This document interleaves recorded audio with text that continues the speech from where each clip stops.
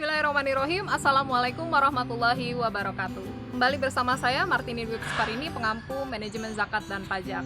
Nah, saya akan mulai pertemuan kali ini dengan sebuah kabar gembira bahwa pada tahun 2018 yang lalu, Indonesia menjadi negara peringkat pertama dalam World Giving Index, yang artinya Indonesia merupakan negara yang paling dermawan dari sekian ratus negara yang ada di dunia. Di bawahnya ada Australia dan Selandia Baru. Nah, ini artinya apa? Artinya orang Indonesia itu suka berdonasi dan sangat dermawan. Nah, seharusnya fenomena ini bisa digunakan oleh lembaga zakat untuk memaksimalkan potensi zakat di Indonesia. Namun faktanya, meskipun sudah ada Undang-Undang Zakat nomor 23 tahun 2011 dan yang menyebabkan banyak sekali menjamurnya lembaga amil zakat di Indonesia, bukan hanya Basnas ya, tapi kalau kita lihat sekarang sudah banyak sekali lembaga-lembaga zakat yang ada di Indonesia. Hal ini ternyata tidak menyebabkan potensi zakat di Indonesia bisa maksimal terrealisasi. Berdasarkan fakta, tahun 2018 pun dari potensi yang ada, yaitu sekitar 286 triliun, yang tercapai hanya sekitar 1%-nya, yaitu 6,2 triliun saja. Ada permasalahan apa pada penghimpunan zakat di Indonesia? Langsung saja kita bahas kali ini tentang penghimpunan zakat di Indonesia. Apa yang dimaksud dengan penghimpunan zakat? Penghimpunan zakat adalah semua kegiatan yang mencakup penggalangan zakat, baik itu berupa dana atau uang, dan baik berupa materi lainnya, yang itu nantinya akan disalurkan kepada 8 asnaf yang berhak menerima zakat. Nah, kegiatan ini seperti yang sudah saya katakan sebelumnya, bahwa tidak hanya mencakup uang, materi yang bisa diberikan bisa berupa apa saja ya. Pada masa Rasulullah misalnya, zakat ternak tidak dibayarkan dengan uang, tapi dengan hewan ternak. Begitu juga dengan zakat pertanian yang dibayarkan dengan hasil pertanian. Sehingga sekali lagi kita lihat dari zakatnya itu sendiri dan juga kebutuhan mustahiknya itu apa. Sehingga jangan sampai kita berpikir bahwa dengan mengeluarkan zakat berarti kita harus membayarkan sejumlah uang. Ada beberapa faktor yang menyebabkan penghimpunan zakat itu bisa sukses atau tidak. Kalau kita tadi melihat sebuah fenomena, ternyata banyak sekali lembaga zakat di Indonesia itu tidak menyebabkan potensi zakat bisa terrealisasi secara maksimal. Ada beberapa faktor yang perlu kita kenali untuk mengetahui mengapa penghimpunan zakat itu bisa sukses. Hal pertama yang menjadi pertimbangan kita ketika akan menyalurkan zakat adalah citra lembaga. Kita pasti akan melihat akuntabilitas dan reliabilitas dari lembaga zakat tersebut. Dari mana kita tahu? Biasanya dari laporan keuangan lembaga zakat itu. Jadi itu merupakan hal yang penting bagaimana lembaga zakat bisa membangun citra lembaganya. Faktor yang kedua adalah faktor dari profesionalitas amil, atau dalam hal ini yang sangat berkaitan langsung adalah bagaimana bentuk interaksi amil ketika dia bersama para muzaki atau calon muzaki gitu ya. Jadi kita melihat bagaimana akhlaknya. Hal ini turut mempengaruhi ternyata. Jadi jangan sampai kita sebagai seorang amil misalnya itu berakhlak tidak baik. Karena hal ini juga yang nantinya akan mempengaruhi citra lembaga zakat itu sendiri.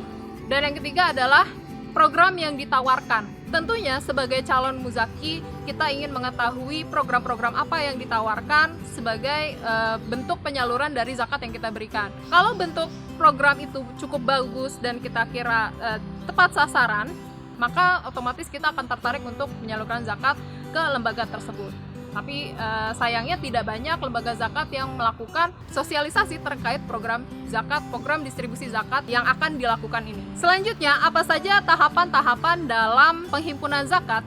Ada beberapa tahapan, paling tidak ada 5 tahapan dalam penghimpunan zakat.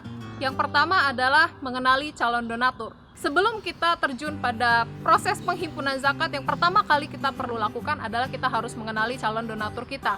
Bagaimana segmentasinya? Gitu ya, kita melakukan pemetaan siapa kira-kira calon muzaki kita yang itu cukup potensial. Hal ini penting dilakukan karena nanti kita akan setelah mengenali calon muzaki kita akan mengetahui bagaimana strategi promosi yang paling relevan dengan calon muzaki kita. Yang kedua adalah kita merancang program. Seperti yang saya katakan sebelumnya bahwa rancangan program distribusi merupakan salah satu aspek yang sangat mendukung dalam program penghimpunan zakat. Jadi kedua hal ini saling terkait gitu ya.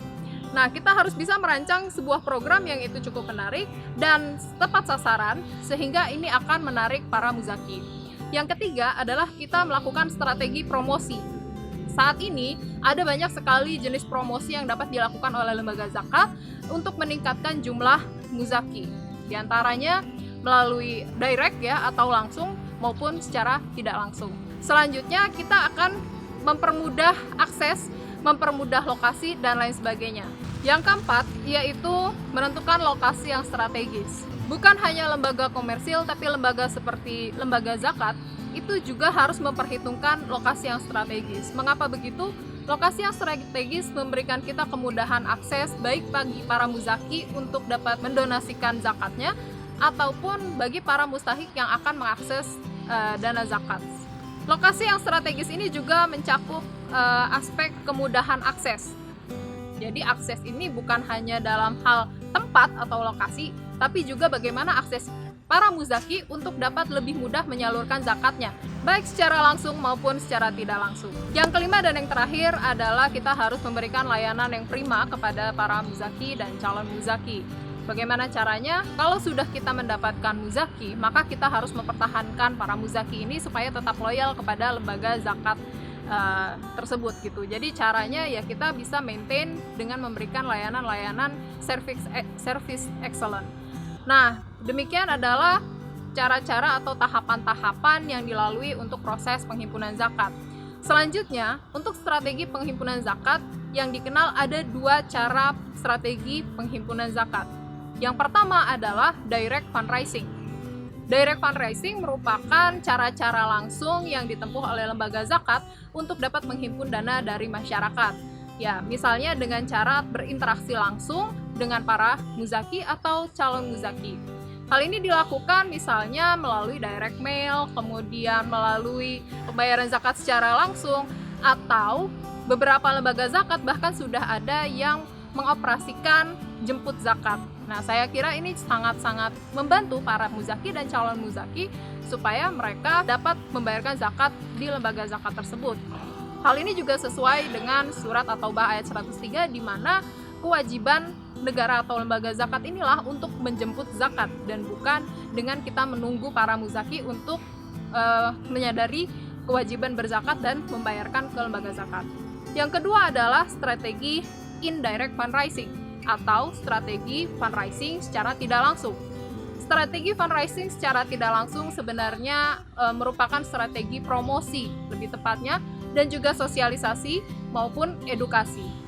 Hal ini dapat dilakukan melalui berbagai cara, diantaranya adalah dengan berkampanye, kemudian membuat leaflet, poster, kemudian video edukasi, dan lain-lain yang tujuannya adalah untuk mengedukasi dan memperkenalkan kesadaran berzakat kepada masyarakat luas. Dengan harapan para calon muzaki kemudian akan berzakat melalui lembaga zakat. Nah, demikian adalah beberapa strategi yang dapat kita lakukan untuk penghimpun zakat dari para calon muzaki.